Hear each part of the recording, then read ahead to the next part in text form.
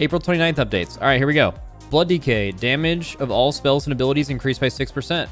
That is very good. 6% with DPS classes feels a little bit better because like it's more of a modifier because they just do more baseline damage. So like when you see big percent buffs for tanks, it doesn't usually swing the needle as much as you'd think it would. Their damage is pretty fucking bad. So them getting a buff is obviously nice. I think this might also be foreshadowing the upcoming AMZ nerf. Again, don't really know what's going to be going on there, but Blood, I was actually thinking about this and talking about this the other night. So with like the supposed AMZ nerf that's coming in, they haven't figured it out yet. Even if they were to completely remove it, I still think DPSDK has a position in raids, in fact, a better position than probably every other melee besides the ones that obviously bring required raid buffs or raid debuffs. I don't know, like I feel like it's fine, and they're not going to remove it. Like they mentioned to keep this, like the one that Ian Hazakostas mentioned in the interview was, we're going to leave it at 2 minutes. We're going to leave the conduit that makes it last forever in. We're just going to put a total absorption cap on it. I hate that idea. Total absorption cap usually makes it like actually meaningless in raids. I think the main issue with AMZ is that the cooldown is too short, and more specifically, it lasts too long. It can last up to 15 seconds with a conduit. That is the problem. Make it a 3-minute cooldown, make it a 4-minute cooldown, and or depending on which one you want to go to, make it shorter. Make it a 6-second duration, 8-second duration. The fact that it lasts like almost 20 seconds is just, it's almost as absurd as the cooldown. He barely alluded to that. Yeah, he was completely brainstorming, and they haven't decided on it clearly because they didn't put it in this build. All I'm saying is, regardless of how they nerf it, I think DPSDK is in a great spot for getting into a raid for multiple reasons, right? Like all of last expansion, they were great for every raid. Right up until the execute phase of the last boss, where, you know, the actual pure single target you needed on Gahoon, and then the execute damage you needed on Jaina and, on N'Zoth, then the execute damage you needed on Gahoon and Jaina kind of let DKs fall off. But if they had execute Soul Reaper last expansion, they probably would have found their way into those fights. That was the main thing they were missing recently, and the classes are not too much different than they used to be. The main thing is they have execute now, and they still have AMS on a 1-minute cooldown. They still have, you know, they still have the IBF to get out of stuns and a strong personal. Death Strike is insanely broken for progression. For some reason, they're allowing AMS to basically act like a cloak for pre-immuning every mechanic, and it's the only thing in the game like that on a 1-minute cooldown. So yeah, they're unkillable. They can usually do some cheeky stuff with movement with Death's Advance, and they're just a really, really well-rounded DPS class if you combine Frost and Unholy. They have the ability to do a lot of things. The reason I'm saying all of this is the AMZ nerf isn't going to really hurt DPS DK in a lot of ways, I don't think. But Blood DK absolutely could. And the reason why is because Blood already is kind of struggling to compare to other classes and what to bring to a raid environment. And AMZ was one of those things. Now, if they nerf, or the same argument I used for DPS DK, is if they just removed AMZ for the sake of argument, I think Blood DK would be in a horrific spot to find its way into raids. And I think the smallest thing that would need to be done is their damage, because there's no issue with their tankiness. Blood DKs never die. They are at the very highest tier of tankiness compared to other tanks. They just don't have the damage to go with it or the raid utility to go with it. Guardian is as tanky and does more damage, so there's that outright. And AMZ is AMZ, but like again, if it's nerfed or, you know, heavily nerfed to basically be irrelevant, Blood DK is just in a really bad spot. So I'm glad that Blood DK got this buff. They're clearly the tank that needs the most damage buffs. They've already done it once. I'm glad they did it again, but again, very important to state that is 6% is that would be like if any DPS class in the game, if it said this, that would be huge. For tanks, it just doesn't swing the needle as much because the base isn't there, and usually when you're determining between tanks and melee in a raid environment, you're talking about bringing the most efficient raid buff, and total raid DPS really matters. And DK still falls short of that, so kind of weird. Either way, moving on. Survival Hunter buffs. I don't know anything about this class. You could tell me Flanking Strike was a single target nuke talent or it was like a mass AoE talent, and I'd have no clue, and to be honest with you, I wouldn't care either. I know they do really good uncapped AoE with enough setup, but they don't, it would never occur to me to find out what this class is good at. Let's see. So Survival has really good AoE, but their single target got buffed. Okay, so this is all single target. Good. Does anyone... So someone in chat, I'm just going to blindly believe this guy in chat, especially because he typed in all caps. It's approximately a 5 to 7% damage increase. That's pretty solid. Let's look at a mostly irrelevant Warcraft logs ranking here to see where survival currently stands single target. I actually don't know. Not the best boss to look at would be Hungering, because melee have to range the boss, where ranged kind of don't as much. Or at least they get to DPS a little bit during consume. But let's see where they're at. All bosses is a terrible thing to look at. Hungering isn't the best, but there's no other boss that's anywhere close. Okay, so they're like lower middle of the pack of melee. Definitely not solid. But a 7% increase puts them right behind BM, I think it looks like. Sorry, I shouldn't be looking at all percentiles. Oh, wow. Okay, when you look at 95th, they're actually a lot lower. Okay, again, higher percentiles on fringe classes. And I don't mean fringe classes as an insult. I just mean ones that are vastly less played. And before you think that that's like derogatory towards your class, I mean, just look at the amount of parses compared to other classes, man. Like, Survival Hunter has 145 fucking logs of Hungering Destroyer over 2 weeks total. Okay, so... that probably doesn't need to tell you that a lot of the best players in this game are very FODM based. They play Flavor of the Month classes. They play classes that are really strong because doing big damn is fun. And no one's playing a class that is almost never historically brought to progression outside of Gul'dan. If this number was 10,000, 5,000, even 1,000, their number would be higher compared to other classes. My only point is when you look at higher percentiles, you're talking about the better players of each one of these classes, right? The average better player on Affliction is way better than the average better player on Survival, and it's just because of what I just talked about. That's not flame on Survival players. That's just exactly how that works. So, Survival buffed, but even if Ian's prediction or thought of him wanting the melee meta to change in raids, which again, I don't want to go in a big thing on that, but I have no idea how they do that without fundamentally changing all of the raid mechanics they designed. The main reason there's not enough melee and ranged, and there are ranged, is because there are mechanics that exist that punish melee. But even in a scenario where they take out all of the melee punishing mechanics, first of all, that kind of makes raids worse, and second, that doesn't really affect ranged negatively. That's the issue. There's always been things to punish melee. There has almost been no mechanics ever to punish ranged.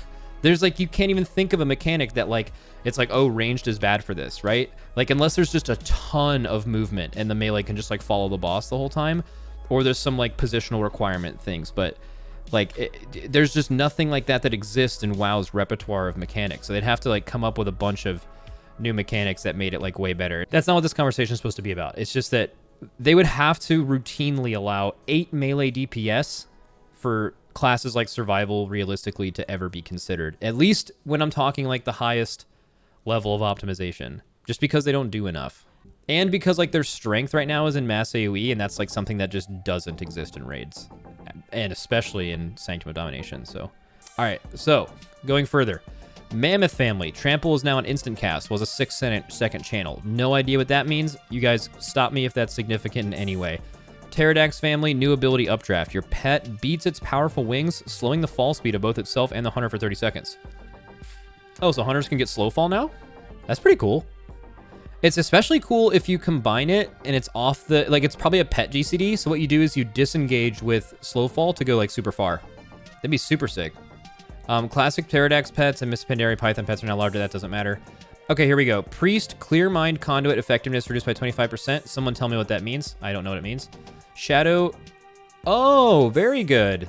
Okay, so Shadow Word pain damage increased by 25%. Vampiric touch damage increased by 25%. So they buffed their dots.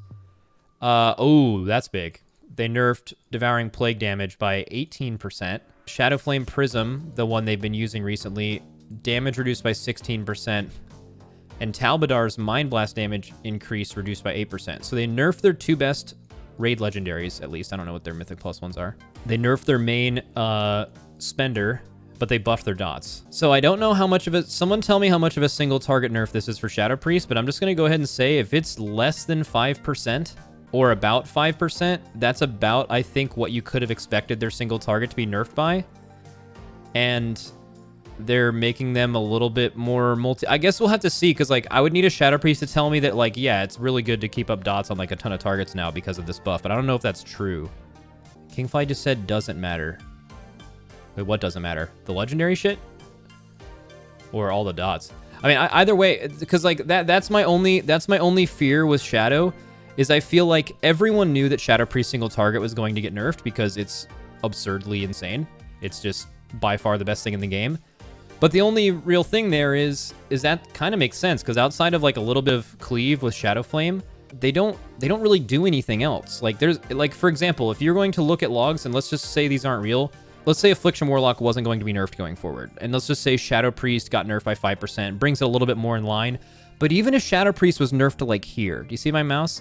If it was nerfed to like here, you would still just bring an Affliction Lock every day of the week, right? Because like Affliction is so much more currently well-rounded. Affliction is like so much more of a well-rounded spec. It can do so many more things. It's way better at spread out cleave. It has decent AoE with the right circumstances. Actually like on target AoE stacked up. They have better burst. You know what I mean? Like, I feel like, as weird as it is to say, I feel like Shadow Priest does have to be at the top. Because, like, if Shadow Priest, if this is purely single target, and Shadow Priests are, like, right here. Okay, guys, you guys are all typing the thing. I'm sure Affliction Warlock's got, like, buffed again or something. That's fine. We're going to look at that in a second. Just hear out my argument. Shadow Priest they have to be up here. If this class in its current form, although buffing its dots is a good point, it doesn't like have a spot. It's like its only thing right now is single target, and it's really fucking good at it. Everyone knew it was going to get nerfed. I just hope it's not enough to where their single target competes with other classes with way more strengths, even with the buff of their dots. But I would just need to play Shadow and also have our Shadow Priest play Shadow in a raid to really feel basically this. Before, if you were to ask my Shadow Priests or just Shadow Priest in general, hey, how do you feel multi-dotting 2 to 3 to 4 targets? They'd be like, it's kind of bad, our single target's the thing. But like, if that is different now, where it's like, you know what, we're actually pretty good at like spread out cleave of like, you know, anywhere from like 2 to 4 targets. I don't know. We'll have to kind of see how it plays out.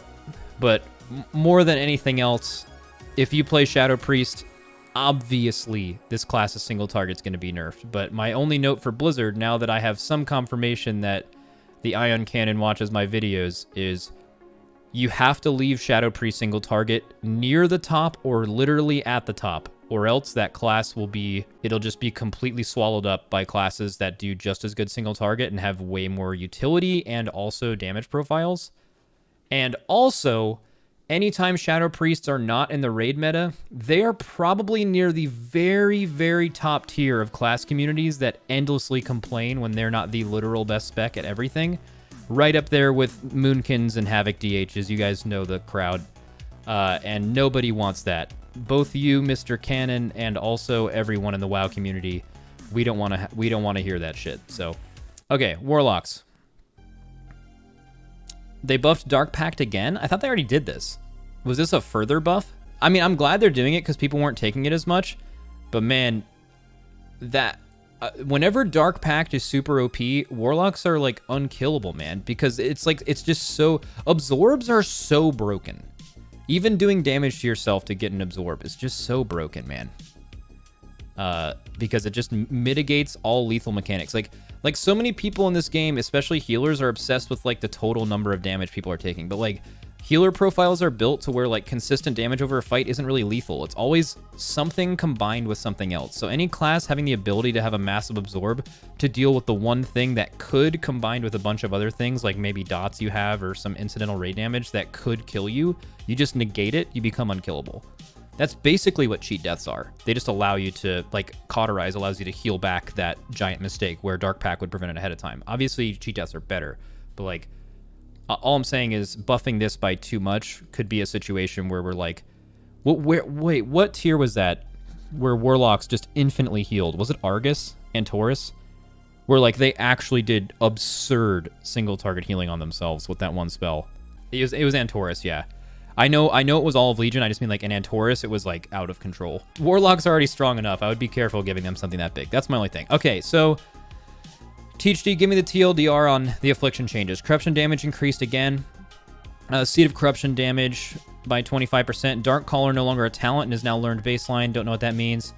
Shadow Embrace no longer learned at level 58 and is now a talent option on the level 45 row. Okay, so Shadow Embrace now replaced Dark Caller, and Dark Caller is now baseline. You linked in the Discord. Here's what THD linked.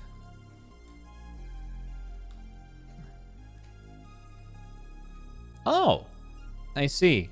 What is doing that? Okay.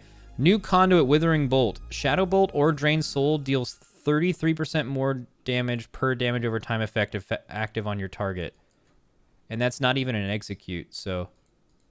I'm assuming that's the is that the Conduit that's doing that? I don't know what... I actually don't really know how Affliction works outside of its damage profile. I don't know enough to know what these changes mean. Alright, THD, get in Discord right now. Or TeamSpeak, sorry. TeamSpeak immediately. Hello? Alright, what changed? Alright, so they gave us more spread cleave damage by buffing Corruption. Alright. Yeah, and I know that. Tell me the talent change thing. So what they did was they made Dark Glare instead of a 3-minute cooldown, 2-minute baseline. So now it's a 2-minute class completely. Wait, what? Yeah. So the thing where like you had to like offset your CDs where the 3-minute and 2-minute, you now just have 2 minutes? Okay, wait, that's actually... Okay. And, you know, they buffed Seed, that's whatever. Nobody really cares about that. Oh, that's probably what that is. For AoE meme shit. But the Conduit makes it so that in Execute, you know, Drain Soul's like 45% of your damage, and I was doing on a 3-minute dummy test about 7.5k DPS. So with no raid buffs, no nothing. All right, fucking get out of my sight. Your class is stupid. Yep. All right, let's continue on. All right, so Warlock, as usual, it has multiple specs that are completely insane. All right, moving on. Arms Warrior. Mortal Strike damage is increased by 10% in non-PvP situations. Okay, so they're buffing Arms Warrior, just not in PvP. I like that. Anytime I see changes that specifically state in what version of the game it's being buffed, I love that. Because I think for a long time, especially me as someone who's played Windwalker for a couple of years, I feel like in multiple raids, I saw Windwalker get nerfed because it was just insane in PvP, and they were clearly PvP-targeted nerfs, but luckily in the last like year and a half, they've done this a lot where they've nerfed things specifically for certain parts of the game. I think that's really important just because they're so different, and, you know, they need to be balanced differently, so that's good. Overpower increased in general. Execute damage increased by 10%. This does not apply to Condemn. Really? People were already not playing Venthyr in some scenarios, though. I'm actually... Well, people were already... Well, I guess not Arms. I guess Fury was swapping off of Venthyr. I think Arms might still be Venthyr, not positive. So they probably... Okay, that's fine. That's fine. And then Prot Execute increased by 10%. Okay, so that's all the class changes. So in all, what they did was they buffed Blood Decay damage, they nerfed Shadow pre-single target, but buffed their dots. Again, I don't know exactly how that dot buff will matter, but I think that's the exact right... That's the exact right, like, idea. The survival buffs are good. Hopefully they get in the raid. All right. Okay, Covenants. New Covenant campaign chapters. Wow. Conduits. Changing to a new Covenant will now refill your available Conduit energy. I mean, that's good, but, like, also... Why? You know? Like, yes, but, like, no. Okay, moving on. Professions. Don't care. PvP. Also don't care. There has to be more. Rune Carving. New Rune Carving powers. Druid has new and updated powers available in the April 29th update.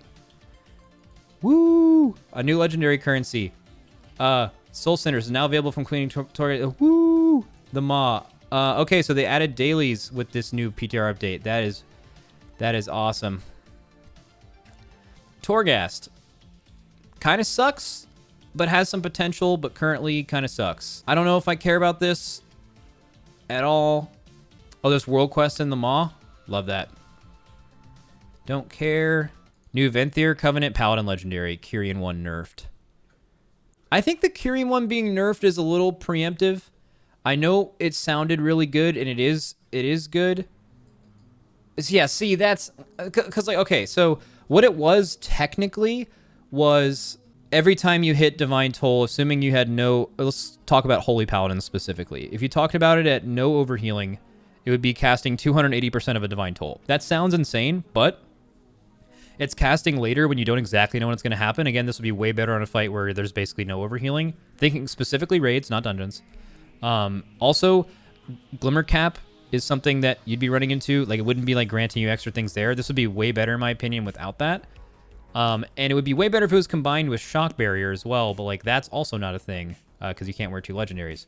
So I feel like them nerfing the Kyrian one was a little bit too fast. It just sounded insane from the tooltip, but I feel like practicality, again, I can't speak to other specs like Prot and Ret and Mythic Plus and like PvP and shit, like not that, but like specifically rating, I feel like this seemed insane, but I feel like it would have been hard to pull off in practice, and it would have been pretty situational in my opinion. Not to mention that all serious rating paladins don't play a Kyrian anyway. So you understand what I'm saying though, right? I'm sure for other classes it's good. I'm just speaking specifically in Holy because that's the only one that like really matters to me right now. So maybe there was a reason.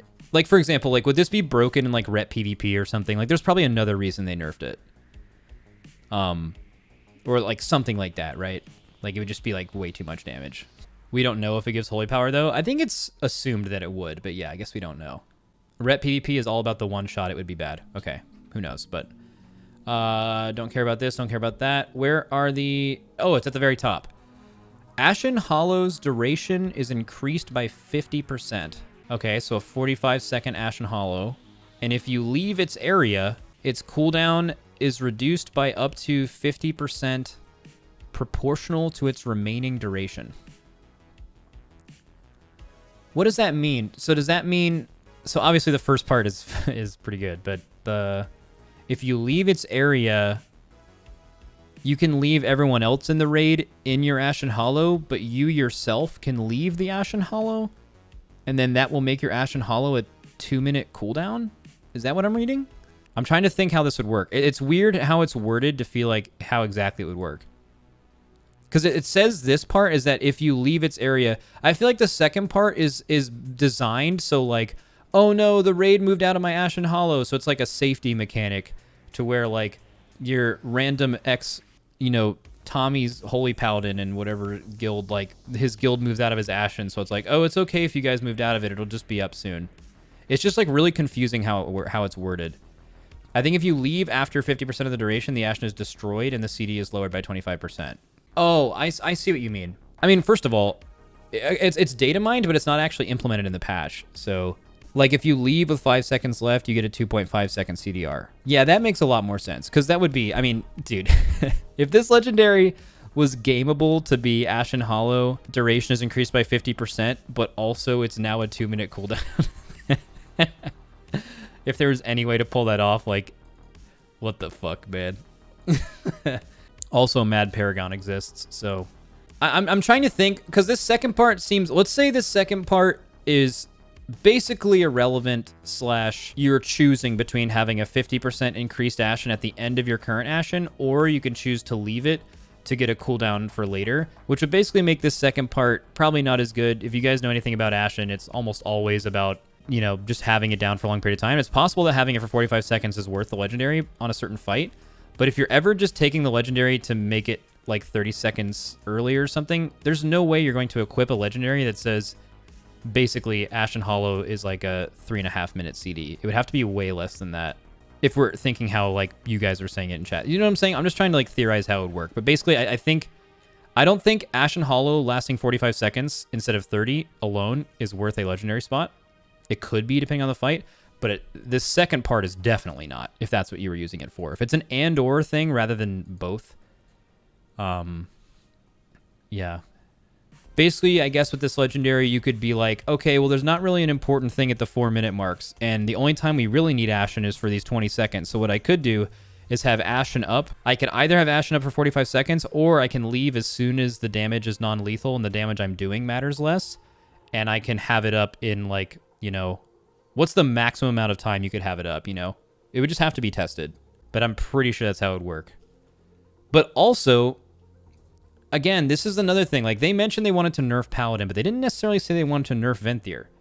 Again, like, 90% of Paladins play Kyrian. So, like, It would be so weird for them to nerf the thing that almost no one is playing when their overall goal is to make every class have multiple Covenant choices. Why would they nerf the only one anyone else ever picks for any reason, right? Like, that would be so strange.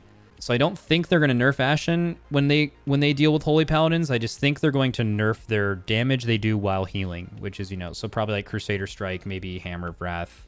One change someone mentioned to me was saying, like, maybe making Hammer of Wrath cost Holy Power rather than generate it, but that's just like a fucking hard nerf. I don't think they would do that, so I don't know. Who knows? We'll figure it out, but...